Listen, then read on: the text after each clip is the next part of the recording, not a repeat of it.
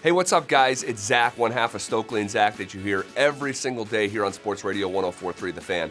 You know, I was thinking yesterday afternoon as we're doing the show and talking about some of John Elway's struggles in the last handful of years as an executive for the Denver Broncos. And we got a RamosLaw.com text that read something along the lines of, John Elway has been a poor GM.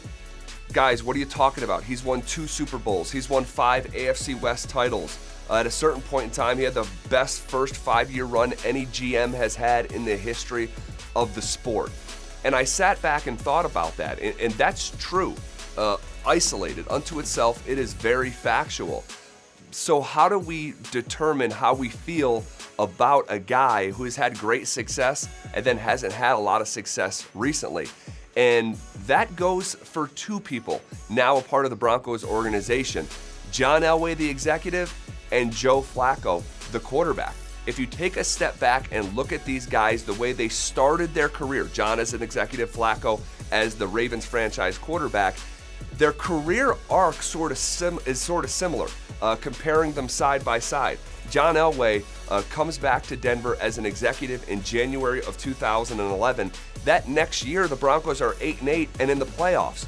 That following offseason, he lands Peyton Manning. The Broncos are 13-3. The year after that, they're 13-3 in the Super Bowl. Then the Broncos are 12-4. And then the following year after that, they're 12-4 and winning the Super Bowl. Those are the first 5 years as John Elway leading the charge here in Denver as an executive. You look at Joe Flacco and the way that his career started.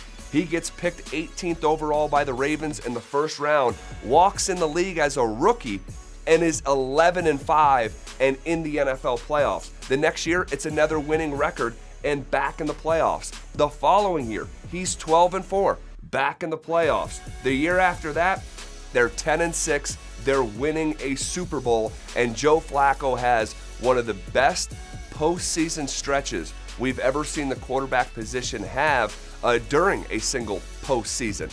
The problem for John the executive and Joe Flacco the quarterback is since they have reached the summit of the sport, both in their respective jobs have been unable to recapture that semblance of success. They haven't had the traction in the front office here with the Broncos. Free agency, many strikeouts since Super Bowl 50, many poor drafts. Joe Flacco, many lackluster seasons, losing seasons, non-playoff appearances.